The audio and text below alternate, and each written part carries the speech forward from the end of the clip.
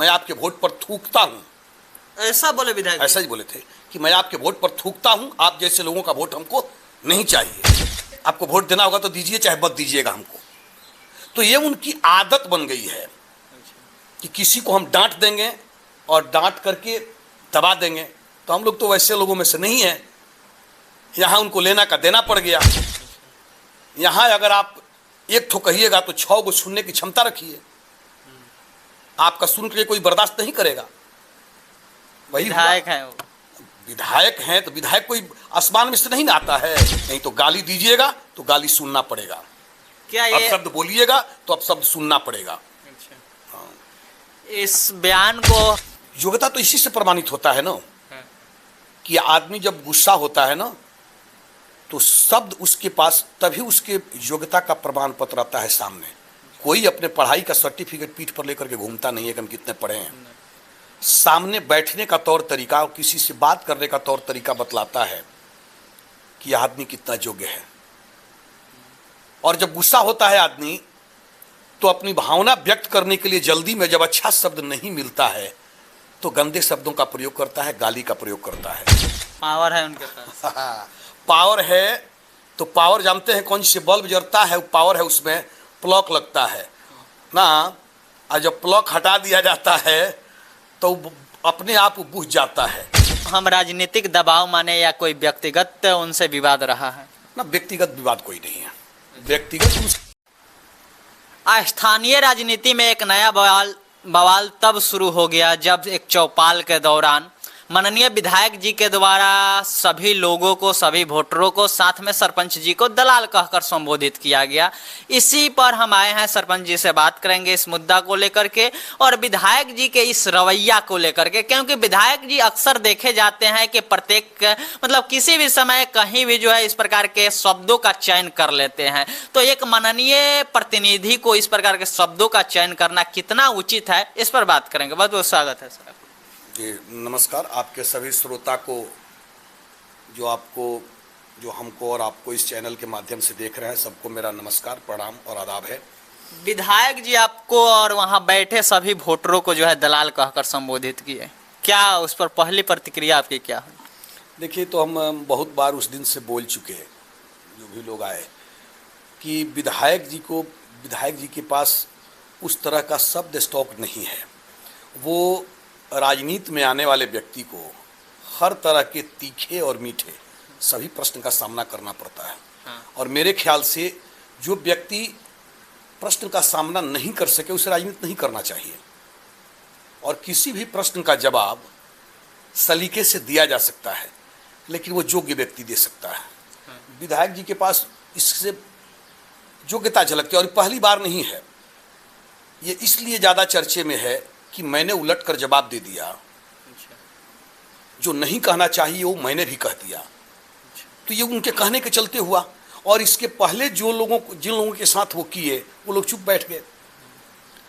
गत चुनाव जो वो जीते, उस चुनाव से पहले की आपकी घटना बताते हैं आपको हम, कि हमारे ही पंचायत के एक अपने आदर्श व्यक्ति हैं, चूँकि बहुत दिनों से इस मायने में कि एक साथ ही हम लोग जनता दल यूनाइटेड ज्वाइन किए थे, हरे राम प्रसाद कुशवाहा। और बड़े मैंने सहज व्यक्ति हैं, किसी के साथ कोई अपशब्द चाहे दुर्व्यवहार उनका कोई इतिहास नहीं रहा है। लेकिन एक सभा के वोट मांगने के दौरान ही वो कुछ चर्चा कर दिए। जब उनके पिताजी थे विधायक, उस समय की कुछ बातें उठा करके उनसे चर्चा किए, उस पर भी बिदक गए। और उनको इन्होंने इस लफ्जे में कहा कि मैं आपके वोट पर थूकता हूँ। ऐसा बोले विधायक? ऐसा ही बोले थे कि मैं आपके वोट पर थूकता हूँ, आप जैसे लोगों का वोट हमको नहीं चाहिए। हरे राम जी बेचारे चुपचाप वहाँ से शर्मिंदगी महसूस की और हट गए, कुछ जवाब नहीं दिए। अच्छा। अभी 2-3 माह पहले हमारे यहाँ आए हुए थे गोपालपुर में एक पंडित जी के यहाँ। तो वहाँ एक मेरा शिष्य है शिवम पांडे। हाँ, नौजवान है, पढ़ा लिखा है, पढ़ रहा है, अभी पीजी कर रहा है वो। तो योग्यता तो उसके पास है। तो उसने शिक्षा के क्षेत्र में कुछ प्रश्न किया कि भाई आप खाली रोड का ही काम कराते हैं, शिक्षा में आपका, तो बिदक गए। कहे कि सब बंद कीजिए, आपको वोट देना होगा तो दीजिए, चाहे मत दीजिएगा हमको। तो ये उनकी आदत बन गई है कि किसी को हम डांट देंगे और डांट करके दबा देंगे, तो हम लोग तो वैसे लोगों में से नहीं हैं। यहाँ उनको लेना का देना पड़ गया। यहाँ अगर आप एक ठो कहिएगा तो 6 को सुनने की क्षमता रखिए, आपका सुन के कोई बर्दाश्त नहीं करेगा। वही विधायक है वो, विधायक हैं तो विधायक कोई आसमान में से नहीं ना आता है, पावर है उनके पास। पावर है तो पावर जानते हैं कौन से बल्ब जलता है, वो पावर है, उसमें प्लग लगता है ना, और जब प्लग हटा दिया जाता है तो अपने आप बुझ जाता है। तो समय आ गया है, जो प्लगवा लोग खोसे हैं ना, इस बार प्लगवा खींच देंगे, बुता जाएंगे, सब पावर उड़ा जाएगा। पावर है तब किसी को गाली दीजिएगा, आपका प्रतिष्ठा है, किसी दूसरे आम आदमी का प्रतिष्ठा नहीं है। पावर का मतलब ये नहीं हुआ कि आप जिसको जो मन करेगा कह दीजिएगा। इतना जान लीजिए आप कि अब से भी ठीक ठाक से रहिए। हम राजनीतिक दबाव माने या कोई व्यक्तिगत उनसे विवाद रहा है? ना, व्यक्तिगत विवाद कोई नहीं है। व्यक्तिगत उनसे क्या विवाद हो सकती है? ना हमारे पटीदार हैं जो जमीन का 8 दरेर का झगड़ा होगा, ना एक दूसरे के कर्जदार हैं कि कोई लेन देन का झंझट होगा। राजनीतिक ही दबाव बोलिए इसको। वो राजनीति आदमी करता है तो हम तो उनकी कमियां निकालेंगे। हम उनके दल से अगर संबंध नहीं रखते हैं, हम उनके साथ यदि नहीं हैं, तो उनमें कौन कौन सी कमियां हैं वो तो हम खोजेंगे और उस कमज़ोर नस पे सवाल तो हम करेंगे। और जब सवाल करेंगे तो उसका आप यदि सलीके से जवाब नहीं दीजिएगा तो वही बात है, तो जैसा बोलिएगा वैसा सुनना पड़ेगा। ऐसी कोई बात नहीं है कि कोई व्यक्तिगत उनसे झगड़ा हो, ऐसी कोई बात नहीं है। अब विधायक जी के क्वालिफिकेशन पर जो है उंगली उठा रहे थे कि विधायक जी के पास क्वालिफिकेशन नहीं था, कहीं जो है बोर्ड लगा था, उस बोर्ड को लेकर के कुछ बातें बोल रहे हैं। चलिए वो बीती बात हो गई।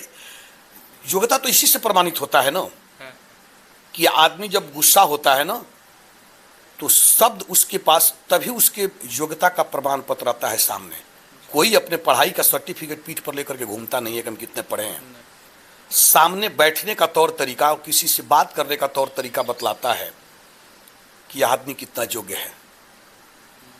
और जब गुस्सा होता है आदमी तो अपनी भावना व्यक्त करने के लिए जल्दी में जब अच्छा शब्द नहीं मिलता है तो गंदे शब्दों का प्रयोग करता है, गाली का प्रयोग करता है। तो ये दर्शाता है कि उनके गुस्सा होने के बाद उनके डिक्शनरी का अच्छा शब्द समाप्त हो जाता है। अरे अच्छा शब्द एक से एक बढ़िया शब्द है, जिसको सभ्य तरीके से यदि कहा जाए तो गाली से भी ज्यादा भारी पड़ेगा। तो उस तरह का शब्द जो पढ़े लिखे लोग होंगे उन्हीं के पास होगा। तो यह दर्शाता है कि उनके पास योग्यता रहती तो ऐसी काम नहीं करते। इसी से विधायक जी के कार्य से कितना संतुष्ट हैं? हम तो संतुष्ट नहीं हैं। आप नहीं है संतुष्ट? और हम ही संतुष्ट नहीं हैं। आप पूछिएगा काहे संतुष्ट नहीं है? काहे कि इतना काम किए हैं, रोड पर जहाँ जाइए वहाँ उनका बोर्ड दिखाई देता है, वहाँ पर साथ में नीतीश कुमार का भी बोर्ड दिखाई देता है। आई बात ठीक बोले, बोर्ड तो लगा है। अभी देखे होंगे आते हुए तो 2 बोर्ड लगा है, शायद उद्घाटन होने वाला है। तो भैया सब रोड जितना बोर्ड लगा है कि इतना रोड बनवा दिए, एको रोड नहीं बना है। तो सब रोड का मरम्मती है। रोड पहले से ऑलरेडी बना हुआ है, उसका मरम्मती करा रहे हैं और उसके मरम्मती में एस्टीमेट बढ़वा करके बनवाने का ये फिर बोल रहे हैं। वही काम जो उनके ऊपर आरोप लगता है। भ्रष्टाचार का एक सबसे बड़ा नमूना ये भी है। जब दूसरी सरकार आएगी और इसका जांच होगा, इस सरकार में एस्टीमेट घोटाला भी हो रहा है। अच्छा। सड़कें हैं टूटी फूटी हैं तो उसके मरम्मत के नाम पर, उन्नयन के नाम पर उसका एस्टीमेट 10 लाख खर्च का है तो 30 लाख का एस्टीमेट बनवा दिए, 20 लाख का एस्टीमेट बनवा दिए और उसमें पैसे का लूट हो रहा है। रही बात उद्घाटन की, तो देखिएगा वहाँ पर लगा है नीतीश कुमार जी का। हमको लगता है कि जितना इस सड़क था सबका नीतीश जी से उद्घाटन कर दिए, उनका बोर्ड लग गया। तो फिर कौन सी का उद्घाटन? एक एक चीज़ का 3 गो उद्घाटन होता है, एक एक चीज़ का 3 गो शिलान्यास होता है।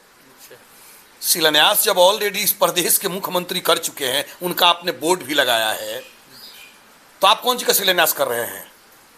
कमीशन का? यही ना हो सकता है कि हम चूंकि अब नीतीश जी के बोर्ड पर रह जाएंगे तो हमारा जो माल है सो नहीं मिलेगा। तो वही भ्रष्टाचार के चलते ये बार बार हो रहा है। और विकास की बात आप कहते हैं कितना संतुष्ट हैं, तो हम इसलिए संतुष्ट नहीं हैं कि केवल रोड बना देने से, रोड तो एक प्रक्रिया है, और जो सरकार का क्रम है, मुख्यमंत्री सड़क योजना जो है उसके तहत सारी सड़कें बन रही है। कोई विधायक आएगा, जो दल का है वो भी बना रहा है, जो दल का नहीं है वो भी बना रहा है, जो सरकार में है वो भी बना रहा है, जो सरकार से अलग है वो भी बना रहा है। विकास, जो मूल विकास है, यहाँ की सबसे बड़ी समस्या है गोरियाकोठी की भ्रष्टाचार, जिसको लेकर हम बार बार बात करते हैं। और उस पर इनके आने के बाद हमको लगता है कि 25% पहले यदि था तो 75% की बढ़ोतरी हुई है भ्रष्टाचार में। 75% बढ़ गया है। 75% की बढ़ोतरी हुई है। तो भ्रष्टाचार पर अंकुश नहीं लगा, तो इसमें तो फेल्योर है ये। दूसरा है शिक्षा के क्षेत्र में विकास। शिक्षा के क्षेत्र में जहां हम थे वहीं है, दुनिया कहाँ गई। यहीं 5 साल पहले, 7 साल पहले बगल का विधानसभा बैकुंठपुर है, जहां हारे हुए व्यक्ति ने, मंजीत कुमार ने, अपने प्रयास से वहां पॉलिटेक्निक कॉलेज खुलवा दिया। आज तकनीकी शिक्षा के लिए यहां से बच्चों को दूर नहीं जाना पड़ रहा है। अगर इनके पास भी योग्यता होती, आप कभी निकाल कर दिखाइए कि कभी तकनीकी शिक्षा के अंदर कहीं मांग किए हो, विधानसभा में इस पर क्वेश्चन किए हो। विकास ये न होता, हमारे बच्चे जो मेडिकल के छोटे छोटे भी कोर्स करना है, इसके लिए पटना जाते हैं, निकल कर बाहर जाते हैं, दूसरे शहरों में जाते हैं, दिल्ली, गुजरात, मुंबई जाते हैं। जो यहाँ रह करके 1,50,000 में जो पढ़ाई पूरी की जा सकती है, वहाँ रहने के नाम पर परिवार का 10 से 12 लाख रुपया खर्च हो रहा है। तो वो विकास तो यहाँ हुआ नहीं। दूसरी बात, बच्चे यहाँ हाई स्कूल, कितने हाई स्कूल हैं, और इनसे निकलने के बाद यहाँ से डिग्री कॉलेज, अभी आज तक नबीगंज और बसंतपुर ब्लॉक में भी कोई डिग्री कॉलेज की स्थापना नहीं हो पाई। शिक्षा के क्षेत्र में कहाँ विकास है। डीएलएड बीएड कॉलेज तक गोरियाकोठी विधानसभा में कहीं है नहीं। महाराजगंज विधानसभा में है, बैकुंठपुर विधानसभा, यहाँ से बाहर ही जाना है। तो ये विकास जब तक नहीं हुआ तो हम इसको विकास तो नहीं मानते हैं। नहीं तो गाली दीजिएगा तो गाली सुनना पड़ेगा, क्या ये अपशब्द बोलिएगा तो अपशब्द सुनना पड़ेगा। इस बयान को